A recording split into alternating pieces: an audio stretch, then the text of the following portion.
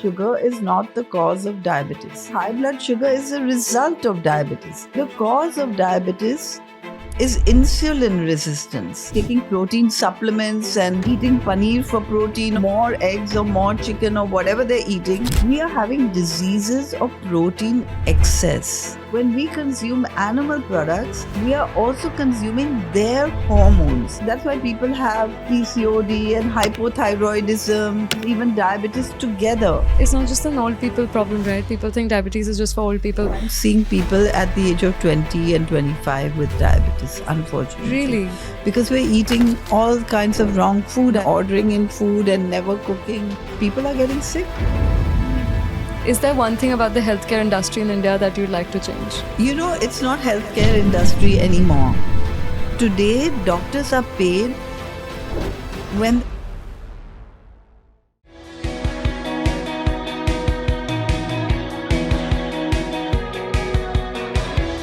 Dr. Nandita Shah, a renowned Indian doctor, founder of Sharan, Sanctuary for Health and Reconnection to Nature and Animals. I love that name.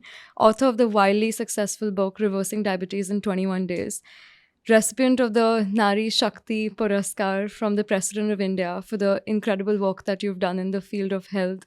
Dr. Shah, it's such an honor. Welcome to Sustainability with Shreya, and I'm so excited to chat with you today. Thank you, Shreya. It's a pleasure to be with you. Thank you. Thank you, Dr. Shah. I want to start off by asking you, you've been advocating for a plant-based diet long before anyone else did. You eliminated meat and dairy from your diet in 1985 when not a lot of people were talking about it, when plant-based diet was almost unheard of in India. How did you get started on that journey?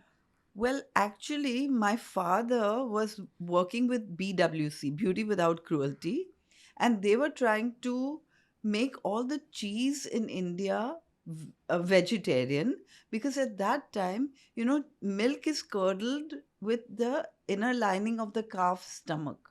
So it's even more cruel because, like, not only do you take the mother's milk, but you kill the calf to get the rennet from the stomach Oh, God. of the calf to curdle milk.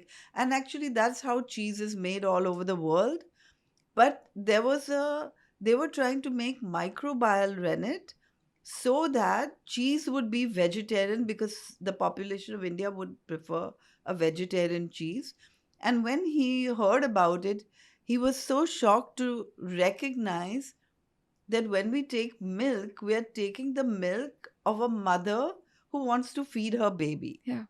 And so when he told me that, I had some resistance because milk had been my culture and I was consuming. I always thought that milk was the healthiest food in the world, and I was consuming milk 3 times a day, plus curds and buttermilk and even cheese at that time when cheese was relatively new in India. And I didn't change overnight, but it stayed in my mind because I grew up as a vegetarian and I was so proud to be a vegetarian just because I wouldn't be harming Harming animals. animals. And then to know that you're harming animals, I knew I had to change. And of course, at that time there were no vegan products or other vegans in India. There was no soy milk either. Yeah. But I knew that it wasn't so rare all over the world. I didn't know the word vegan at that time. But as I, kept going, I learned about veganism. And actually, I mean, I found out that, or let me put it this way, I always thought that we need milk as vegetarians for protein and for calcium. Calcium. That's how it's sold to you as well. The ads Yes. that you see back in the day. And then I read in medical journals that the highest incidence of osteoporosis is in the people with the highest consumption of milk. And that clicked for me immediately because I'd been treating patients for ages in India and I wasn't seeing a lot of cases of osteoporosis. But I was teaching abroad and I was seeing osteoporosis very prominent abroad and not in India. And at that time, India milk consumption was much lower than it is today, you know? So I recognized that, oh, this is true, and someone has even recorded it. And So I started researching more and I found out that when we consume dairy, it's not even the food for our species. So I started working with my patients as well. What do you mean by that? It's not food for our species. What I mean is that, every animal in nature eats according to what they were meant to by nature, nature's laws. They eat by instinct. And if you have a cow will naturally eat grass. And if you have a lion, even the cubs sitting in the grassland won't try to feed on grass, right? They will wait for their mother to bring them a Pray. prey. So, but we don't think about that because we have been brought up being told that we are omnivores. Hmm. So we have to really think about it because instinctively, if we were in nature, if you were on a farm and you see fruits and vegetables, you instinctively feel like picking them and eating them. But if you see a chicken walk by or a goat or a cow, obviously your mouth doesn't water. Yeah. And when it comes to milk, and I had to think about all these things, but when it comes to milk, every baby loves their mother's milk. They Yeah. don't want to leave mother's milk, and mother has to work on weaning the baby. But no child likes cow's milk when it's first given, right? So I mothers hated add it. cocoa and sugar and run around the kid for half an hour. And so when we grow up, we think that milk must be good for you because otherwise, why would my mother run around me and Exactly. force me to have that milk, Yeah. right? And I grew up at a time when milk was not even easily available in Bombay.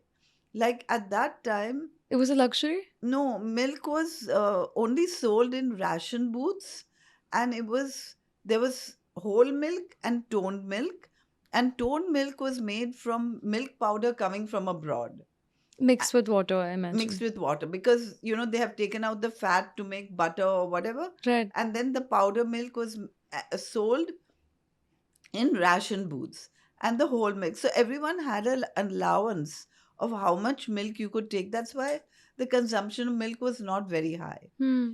And and yet my parents were giving me milk because they thought it was good for me, right? Honestly, advertising. Yes, That Ogilvy ad, yes, got milk. right. And there's so many other campaigns, milk and the dairy industry campaigns that I've seen even in India today that make you believe that it's so good for you, and people buy into that. Yeah, actually, we think that milk, I mean, India's been drinking milk for years, and we think that Krishna ke zamane mein bhi doodh peete the. Yes. But if you think about it, Krishna was stealing milk products when he had hundreds or maybe thousands of cows. So why would he need to steal? Because at that time, if the calf had the mother's milk, there was no milk left for the to sell or to for humans to consume, right? Therefore, he had to steal. Wow. So actually, there was no organized sector for dairy in India before the British came. The British started an organized dairy sector. So before that, people would have their cow and they would milk it and whatever. But the British started organized dairy Factory farming as we know today. for their troops, Yeah. and they introduced tea to India. And as the British left, we started, building up our organized dairy sector. And even at that time, milk was hardly available in summers. It was more available in winters. So what they did was they increased the production of milk so that there would be milk available even in summer, but that means they would have too much in winter. So then they started the production of cheese, and actually, that's the history of cheese all over the world. So they started like when I was young, cheese was not in every meal. So if you ask my grandmother, she would say, I don't eat cheese because it stinks. Because actually, cheese stinks, right? Like if you smell cheese or you open a fridge with cheese in it, it smells like old Yeah. socks. Why would somebody eat that, right? We've just gotten accustomed to the Yeah, smell, and I think the the smellier it taste, is, yeah. and also the addictiveness because milk contains casomorphins which addict the baby to the mother. That's why every baby is addicted to its mother's milk. But when we consume those casomorphins in higher quantity, then we are addicted to milk. And Wow. nowadays, whenever any product is sold, they add five things in it so that it will be addictive to whoever's eating it. And that's sugar and salt and fat. These are very addictive substances. And milk powder and MSG. So if you buy a package of, say, potato chips, Yeah. which are flavored, you don't expect milk to be in potato chips, but do you know that in every single flavored packet of potato chips, they add milk powder because that's the formula to make everything addictive. Wow. So, like, if you buy biscuits that are supposed to be sweet, but they will add a little salt. Yeah. And so, this is just to make it more that you can't put it down once you bite. Wow, that's shocking. And the fact that milk is colonial in that sense, Yes. it's the residue of colonialism that still stayed with us. And you're right, the consumption of cheese and paneer has just increased over time, Yeah. and it didn't exist back in the I day. mean, when I was young, paneer was a way to rescue spoilt milk. Like if your milk spoiled, you'd make it into paneer, if it curdled, because fridges were less. I mean, not everyone had a fridge. And even then, the electricity might go, the milk might curdle. Then you just boil it and it'll become paneer and you can still use it. So, paneer was a way to rescue spoiled milk, and now it's an item, It's right? become the biggest source of protein for vegetarians. That's how they Yeah, but justify. we have to recognize that 1 ounce of paneer is 12 ounces of milk. So when you eat paneer, you're eating a highly concentrated milk, and that's, What uh, does that do to you? well, today we think that you need more protein, but is it really true? Like, where does a cow get the protein from? The grass. And do we know many people with protein deficiency? When I ask people, they hardly, one person in a whole room of people will put up their hand saying they know someone with protein deficiency. And I'm a doctor, and we learned about protein deficiency, and protein deficiency has a name, which most people don't even know. It's called kwashiorkor, I've never heard and of it this. occurs in starvation. Like if you're on just any diet in the world, you will not have protein deficiency. And now that people are, taking protein supplements and eating paneer for protein or more eggs or more chicken or whatever they're eating, we are having diseases of protein excess. Protein excess is everywhere.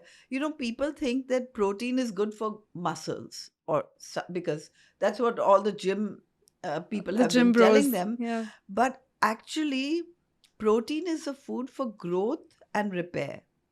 And the maximum requirement of protein in our lives is when we're born as a percentage, because the human body doubles its weight in 6 months of birth and triples its weight in 1 year.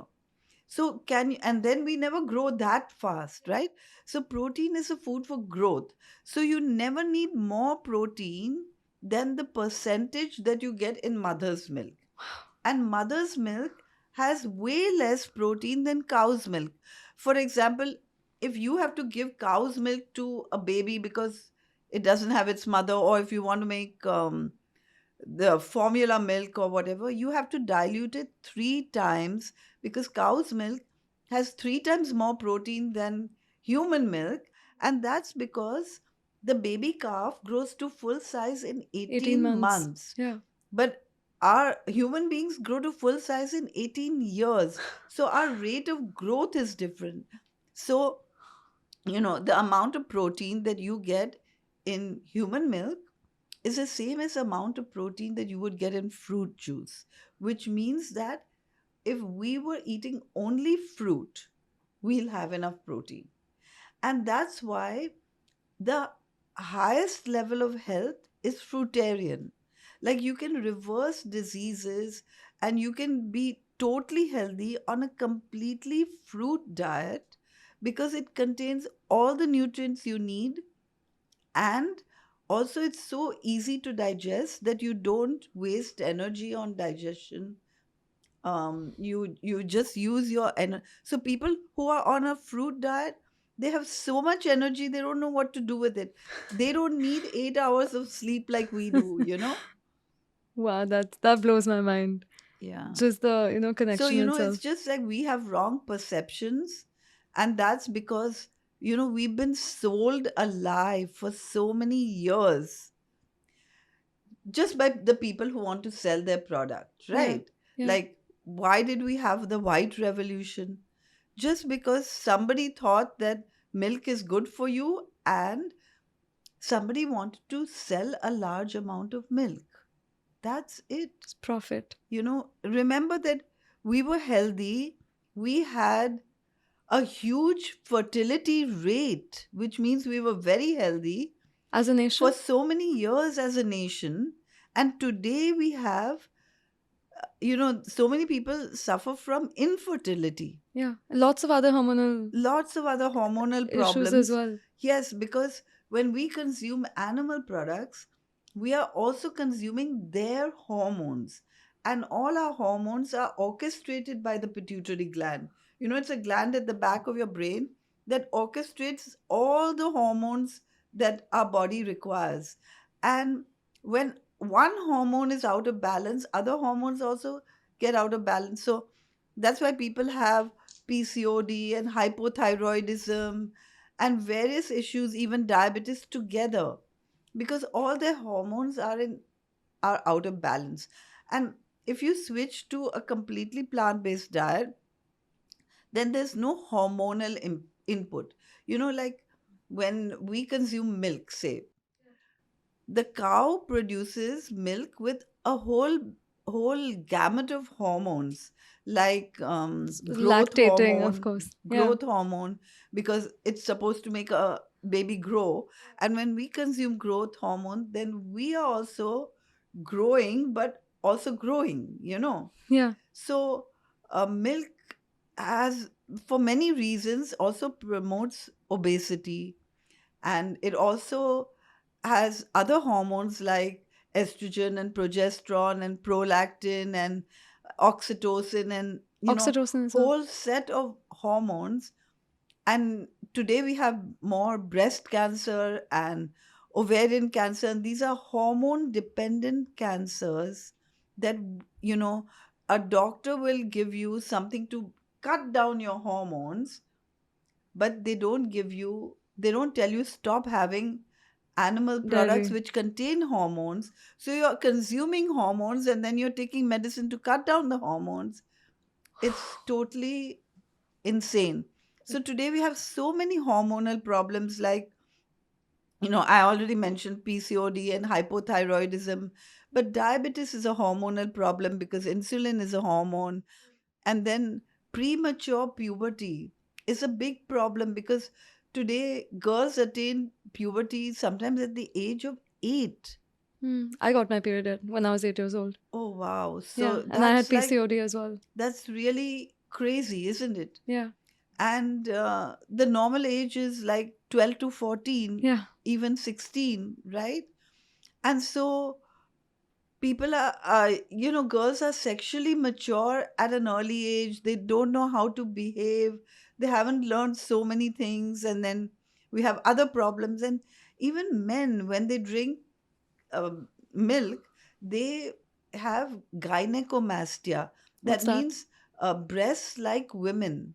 Have you seen so many men? They have women like breasts these days. People blame soy for that. True. Soy has nothing to do with it at all, really. And, I have yet to see someone who's suffered from any problem due to soy. Yeah.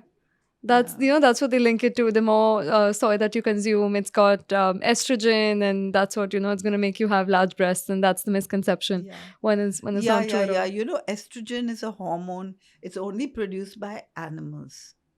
Now, phytoestrogens is something totally different.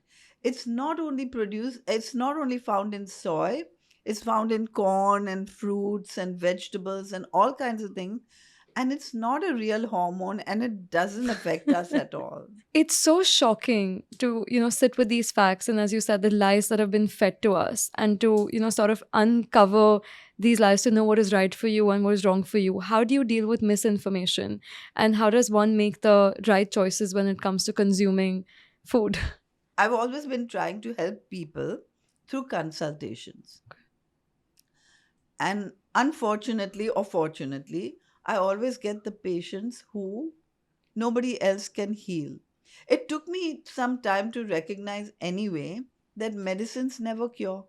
Like, no one gets cured with medicines of diabetes or hypertension or hypothyroidism. The only Really? thing that medicines can do is temporarily remove symptoms. So, anyone who has diabetes or hypertension or hypothyroidism or whatever other disease, they have to take those medicines lifelong, Hmm. right? Because the medicines can't cure anyway, right? Yeah. That's so strange when we're given a pill for the smallest of our issues, right? As a society, we're Right. so heavily reliant, whether it's migraine, period pain, whatever that might be, the first thing you resort to is popping a This pill. pill, yeah, but it only temporarily removes symptoms. And people don't realize this, right? So I usually start my consultations with the logic. Like, what are we doing right now that's so illogical? Like, first of all, to think that you can go to a doctor and get cured, right? Like, for example, uh, patients with diabetes, they go to the doctor, they cut down sugar and they cut down carbohydrates, thinking that carbs are bad for you, right? And carbs, the way we eat them, are bad because they're refined carbohydrates. But if you eat whole carbohydrates, there's nothing wrong. So we actually help people reverse diseases by eating the foods that they enjoy, like fruits. You know, there are people who have diabetes and haven't eaten mangoes for years, Because fruit, sugar, and and they whatnot. start eating mangoes and they get well because sugar is not the cause of diabetes. Sugar is the, or high blood sugar is a result of diabetes. The cause of diabetes is insulin resistance. And whenever we want to get rid of any problem, we have to understand the cause of the problem and remove it. Yeah. And if you remove the cause of insulin resistance, diabetes is gone. If you remove the cause of hypertension, hypertension will go.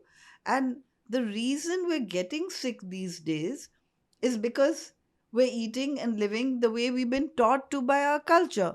But if we start eating the foods that nature or God has designed for us, our body knows how to heal all by itself. Hmm. Wow. What are the healing properties of a plant-based diet? And when said we've been ingrained to eat what our culture tells us, especially ghee, is such an integral part of Indian diet, and you've been told that it's so healthy for you and it's so good for you, and even if you're vegan, I keep getting told at least consume ghee. You Correct. can't eliminate that. What are your thoughts on ghee? First of all, we have to think, why are we hearing this, right? Because it's cultural, as you said. Remember that there's so many healthy people all over the world who never had ghee because they're not Indian, Yeah. right? So is ghee really healthy? And actually, the major cause of all diseases in the world is fat. Because when fat goes into our bloodstream, whether it's oil or ghee, or any other fat, Hmm. when fat goes into our bloodstream, it thickens the blood. Okay. And so the blood has to flow to every cell of our body every single second of our lives.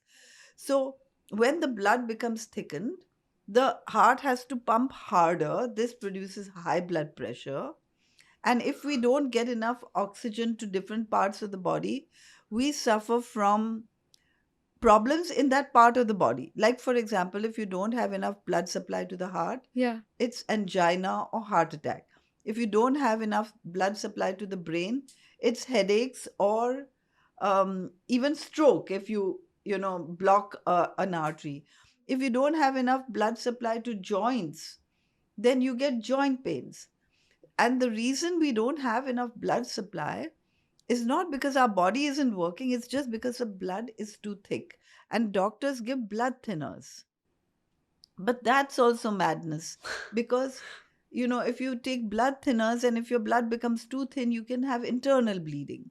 But Oh God. you wouldn't have that if you are making your blood thin naturally just by no fat in the Cutting down on diet. fat. So Yeah. we need to actually eliminate oil, ghee, butter, and we also need to eliminate all animal products because animal products are full of fat. Like, if you boil meat or chicken or Yeah. fish or even milk, you get fat on top. Hmm. So, animal products are full of fat. Now, that doesn't mean we don't need any fat. Plants have fat too, like peanuts or cashews or coconut or Avocados as well. sesame or avocado. They have fat. But think about it. If you boil peanuts or avocado or cashews, you don't get a layer of fat on top. Yeah. And you know why that is? Because plants contain fiber, and fiber holds on to the fat. And when we consume peanuts or coconut or avocado, the fat goes into our bloodstream very slowly. And so we'll never have the problems that other people have when they eat oil or ghee or butter. You know, people think you need ghee for lubricating your Yeah. joints. But I've seen that the people who are talking about this have joint problems. They've been having ghee all their life, then how do they have joint problems, right? Yeah. If you look at people who have osteoporosis, they've been having milk all their lives, Yeah. right? It So, doesn't make any sense. yes, I mean, we have to start questioning what we've been told because if you get calcium from milk, then why do all the people who've been consuming milk have osteoporosis? Or rather, why do the people who have osteoporosis, they've never had a shortage of milk in their lives, then why are they getting this disease, right? So once you start thinking about what's happening and why it's happening, you immediately realize that this doesn't make Yeah. sense anyway, no? But a lot of people who know this and they see the benefits of a plant-based diet, they see the healing properties that just vegetables have, fruits and vegetables have. Why are they so reluctant to adopting a plant-based diet? Why does veganism have such a bad rep? I think because it's not mainstream in India yet. For example, when I went recently or even 4 or 5 years ago to Europe, I saw that things have changed completely. Like you stay in any standard hotel Yeah. and they have a whole Sort of a different menu, vegan no, options. like when you go for breakfast, and they have the breakfast buffet, you'll always have plant-based milk, even in the tiniest of hotels. Um, you will have cereals or some breads which don't have dairy in them. And when you say that I'm vegan and what's vegan here, they will usually point you to the things that you could eat.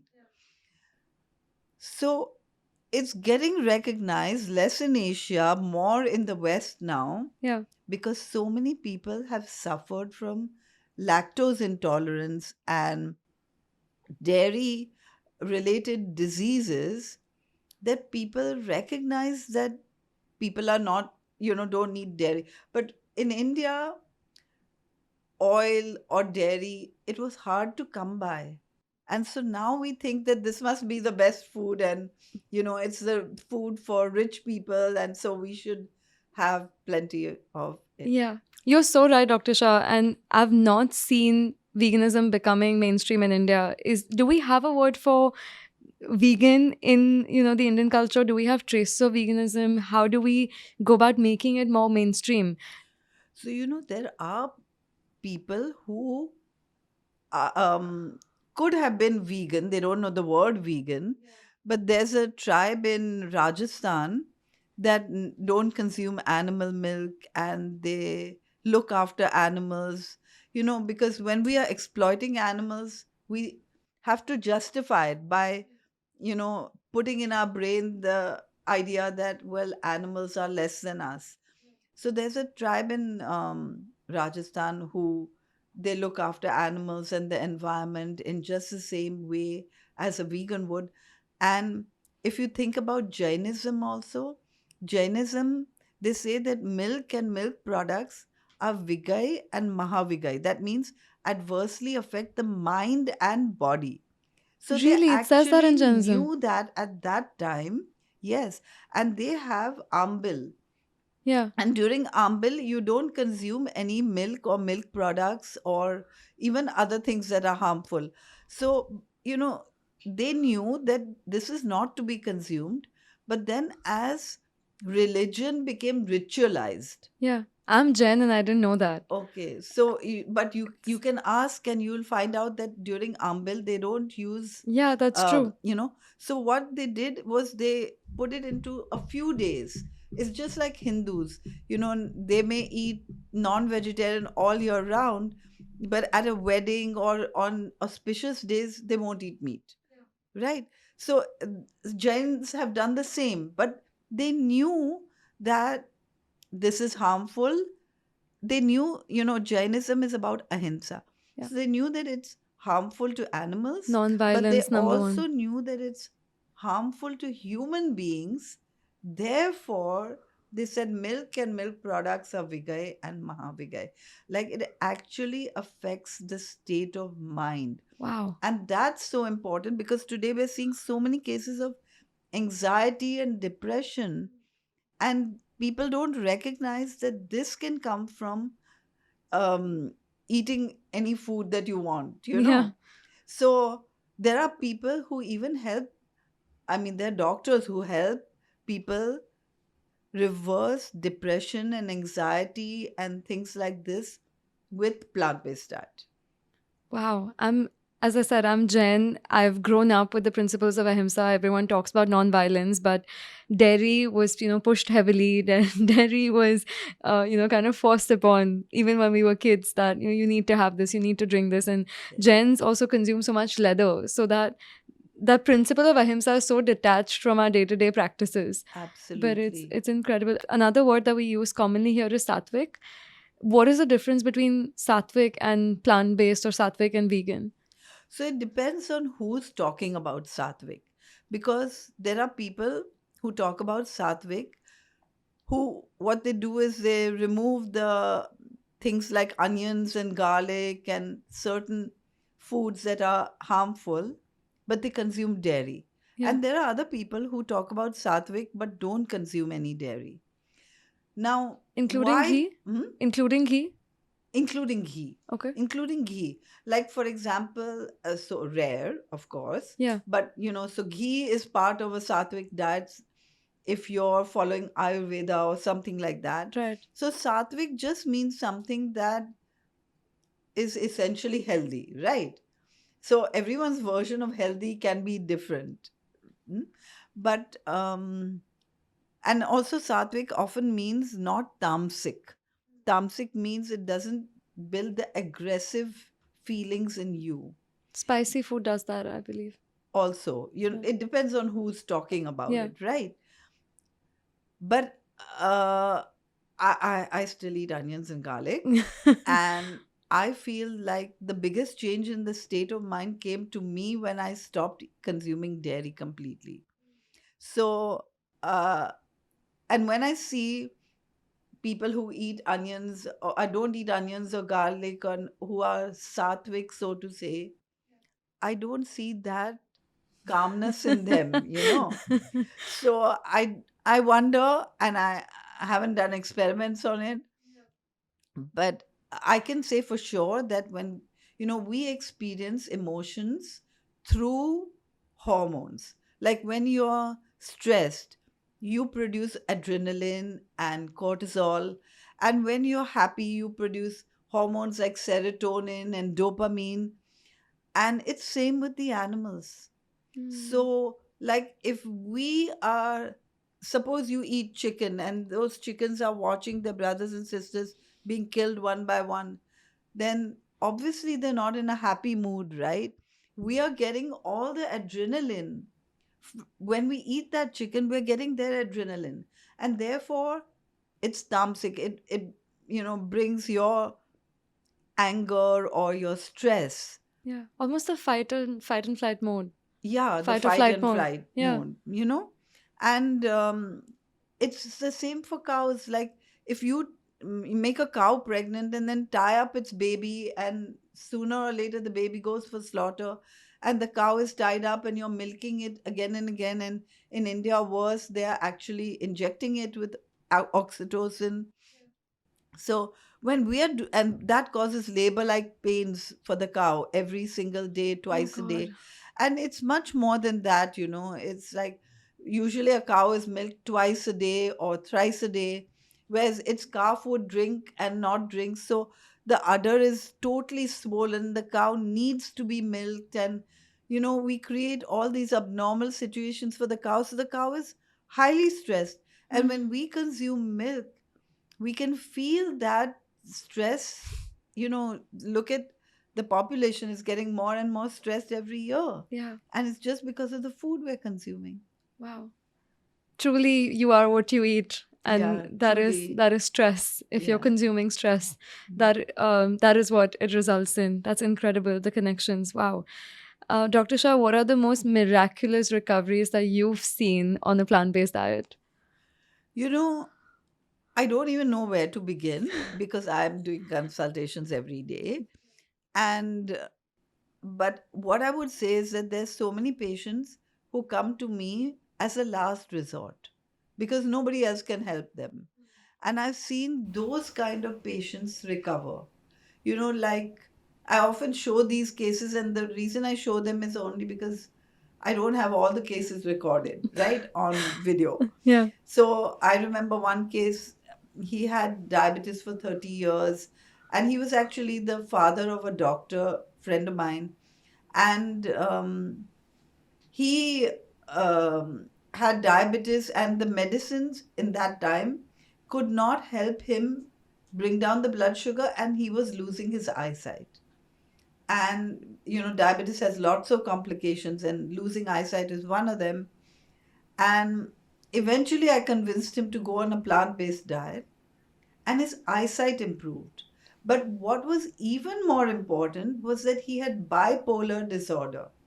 And as he got off the medications, the bipolar disorder of so many years No way. improved. No way. So we don't know whether the bipolar disorder was a result of medications, or and the medication's gone and that improved, or whether it was there and everything improved just with plant-based diet. Nobody knows. But cases like this, like, I had a case who came out of ICU. She was 70 years old, and she had had heart disease for 3 years. And when she came out, she had a prescription, 1 page long, so many medicines, and she didn't want to take all those. And when she went on a plant based diet with all the information, within 2 months, she was just on 1/4 of one medicine, and all those medicines could be discarded. And not only that, she had so much energy that she could, like, she was getting up at 4 in the morning to go for a walk and going to the gym in the evening, and that at the age of 70. Wow. That's who I want to be. Yeah. Yeah. So, y- our body always works to heal if we are willing to get out of the way. Yeah. That's beautiful. Dr. Shah, the meat and dairy industry in India is so powerful, and it's everywhere, and Yeah. it's so ingrained in our culture, as we've discussed. Have you faced any pushbacks? Are people reluctant to, sort of adopting a plant-based diet when you suggest that, or have you faced any Yes, yes, challenges? people are reluctant sometimes, but and that's just because they don't want to give up taste, right?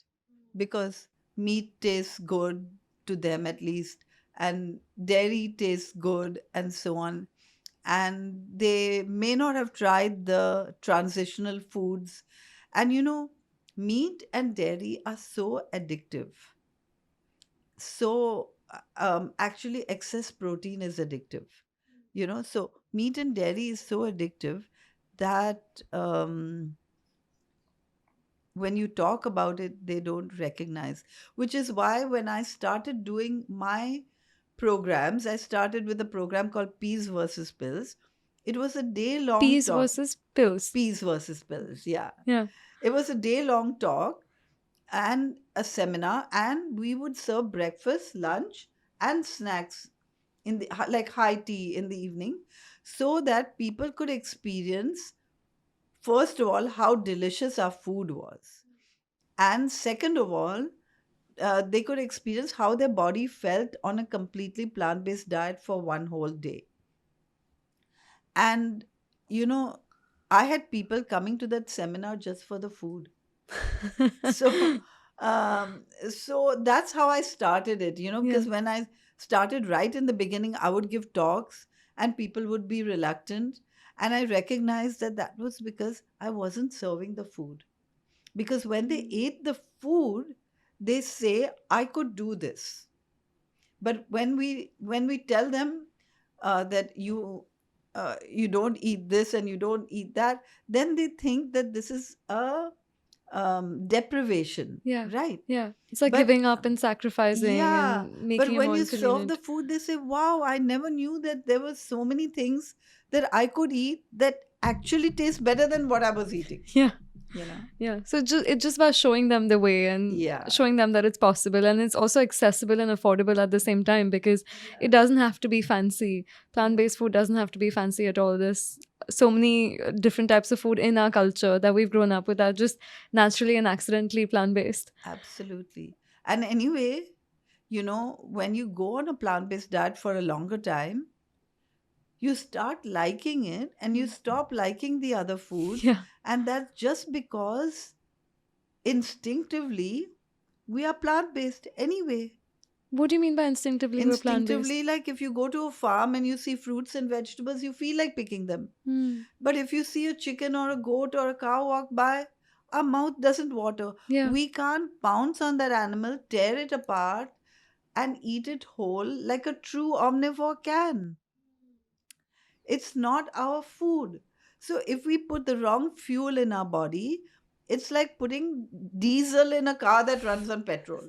Obviously, it's not going to run too Yeah, long, they say right? that as well. If you give a baby a rabbit and an apple, it's gonna want to eat the apple and not the rabbit, and Right. play with the rabbit. So you're Yes. absolutely right about that. Is there one thing about the healthcare industry in India that you'd like to change?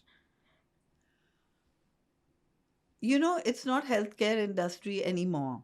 So in ancient China, doctors were paid according to the number of days their patients were well. Number of days that patients were well. And today, doctors are paid when their patients are sick, Sick, right? yeah. So there's no money in health. There's money in disease, Disease. right? So it benefits the pharmaceutical industry and medicine has also become an industry. Hospitals are run by not, Corporates. before they were run by doctors, Yeah. but now they're run by corporates who give doctors goals and targets, so that doctors have to perform a certain number of uh, procedures every month, and doctors have to run a certain number of tests every month, and they need to complete their goals every month in order to stay in the hospital. Wow. So we're told we have problems that we actually do not have. Right. But not always. Let's not say that doctors are always wrong, but we may go through procedures that we don't always require. Hmm. All right. Wow. This is, as you know, one of my team members just told you, it was the most compelling argument I've ever heard for plant-based diet. And I've been on a plant-based diet for 8 years, and it just reinforced my belief and my faith in what I do and how I eat. Dr. Shah, I want to talk about your work with Sharan. And because the name stands for reconnection to nature and animals. Yes. how important it is for us to find that connection back to nature, and how is it healing as well, because we hear that nature is medicine. So actually, Sharan stands for Sanctuary for Health and Reconnection to Animals and Nature. And that was, because I lived in Bombay and I moved to Oroville. And so, and I moved actually to get back to nature. So I live in within nature more and much more before at that time. And I realized that animals in nature know how to be well, but we don't. What do you mean by that? I mean, when I moved to Oroville, a cat moved in with me, and I was just observing the cat. I wasn't feeding it, she wasn't my pet, she was just there. And when they're sick, they know that they shouldn't eat. They would be, chewing on grass to cleanse their system and everything. So they know how to heal themselves, but we don't. How can it be that we are an intelligent species and we don't know how to heal ourselves? So I realized that it's because we are living in concrete jungles, and we don't know, um, we aren't used to listening to our bodies. When we get sick, we just go to the doctor and Yeah. whatever, right? But if we learn to listen to our body tells us what we need to do to heal. Like your body will tell you when you shouldn't eat, what you shouldn't eat, what you should eat more of. And when you start reconnecting to your body like animals, when you recognize that you're an animal in nature, then you can heal yourself much more easily. So that's where it comes from. That's beautiful. Yeah. And what does nature have to do with it in terms of healing your body? How does nature act as medicine? No, we should eat according to what nature designed for us. We should eat and live as per what nature designed for us. Yeah. That way. Yeah. Yeah. How do you take care of yourself? How do you look after your well-being? I don't, I just make sure that I eat the right food. And so rest at the right time, enough rest, good quality food, plenty of fresh air. I live in nature. Just that's what plenty of water, because water cleanses as well. Mainly it's eating the right foods, and then everything else just follows. Which is why you look the way that you do at Mhm. 65, which is Yeah. amazing. At Sharan, you also host retreats, right? No. So I'll tell you what we do at Sharan. Okay. So Sharan, we have a team of doctors and nutritionists, and we help people prevent and reverse diseases in various ways, because people need to relearn how to cook without oil or fat or dairy or sugar, and yet make all the things that they were used to eating. So we have cooking classes, we have consultations that are done in person as well as on Zoom or online. And they're very good, very comprehensive, and they help people prevent and reverse diseases. So we do it always with tests before, tests after, very scientifically. We also have a psychological or a counseling section and nutritional section, So very and holistic. very holistic. And then we have a number of events. We let people know what kind of things we do. And we do have retreats. We have shorter retreats, like for a week. I conduct 21-day retreats, 21 days, because it takes 21 days to change a habit. And also because we do all the tests in the beginning and all the tests in the end. Like you can't do it before 21 days. So you need some time, and we cut down medicines along the way. And our goal is to help them recover in just those 21 days. So this year I did my 20th retreat. Your 20th retreat. Yeah, we did the 20th retreat, and we always have fantastic results. I'm So, sure. I can't mm, wait to come. I want mhm. to, come be a part of this retreat because Auroville is absolutely magical. Oh, but we don't do it in Oroville. We actually rent a resort for it, so that we have a beautiful resort which is just 24 cottages and 26 acres on the sea and Where is in that? nature. It's in Gokarna. It's a resort called Swaswara, and we just rent the whole resort for ourselves so that Yeah. it's very secluded, and the whole kitchen for the resort is ours, and we also have cooking classes every day. We have yoga and meditation and multiple different activities, uh, aqua aerobics and classes and all kinds of things, so that people get whatever they need and Hmm. then get into the routine of that so Yeah. that they can get well. That sounds like just what I need. Whenever you do it next, please let me know. So we I'd do it love to be every a part year of in it. June and alternate years in September as of now. Yeah. Wow. Yeah. And you can find that if you go to our website, sharan-india.org, and look under events, then you can see all the different events that we do. And you can also see how you can get a consultation, because there's in the menu bar, there's a consult. We also have 600 recipes on our website, and they're all free. And we also have some free publications so that people can get the information and start doing things even before they come to our events. Or, if you can't afford it, it's there for free as well. Yeah. That's amazing because, as you said, food is the hardest way because sometimes people just don't know what to cook and how to Right, go about right. transitioning to this They don't know lifestyle. that it can be delicious. Yeah. Yeah. And that animal protein can be swapped to plant protein without them losing out on any nutrients. Yeah, yeah. So that's super important. Dr. Shah, if you were to sum up the book that you wrote, Reversing Diabetes in 21 Days, how would you sum it up succinctly? Oh, that's hard to sum up because it has a lot of information, and obviously, you can't just reverse diabetes like that, Yeah. right? So, it has all the information that you need to know so that you're convinced, and also how can you change? Like, how do you transition? So, it has all the information that we would teach them in a consultation, except when a consultation is individualized, it doesn't have all the extra whatever they don't need. And that reversing diabetes book can also be used by people who don't have diabetes, who have other illnesses, because the body always works to heal. So once you get a certain amount of information, you can do it yourself. So many people have been helped by that book. Because it's not just an old people problem, right? People think diabetes is just for old people, but Well, I know so many nowadays you young have, people. I'm seeing people at the age of 20 and 25 with diabetes, unfortunately, Really? because we're eating all kinds of wrong food. I'm seeing 37-year-olds with cancer, and 27-year-olds with chronic kidney disease, and so on and so forth. I mean, the way we eat is so bad. And after the pandemic, with Swiggy and Zomato and ordering in food and never cooking and eating out, and people are getting sick. Hmm. If there was one word or one hack that you could tell people to prevent or cure diabetes, hypertension, PCOS, what would that be? Well, it's not one hack.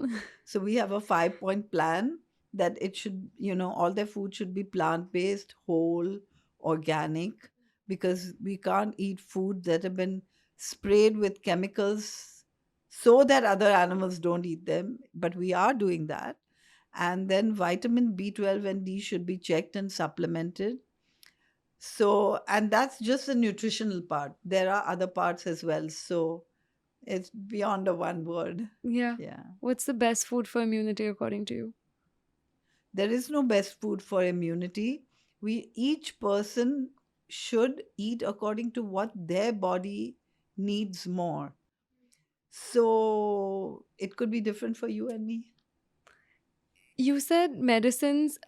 We've spoken about how you can heal yourself without medicines for chronic illnesses, but something temporary, as short as, something as temporary as a migraine or cramp. Can we can we cure that Yes, but without it medicine? requires an understanding, of how the body heals and what you need to do. And everyone has this understanding already.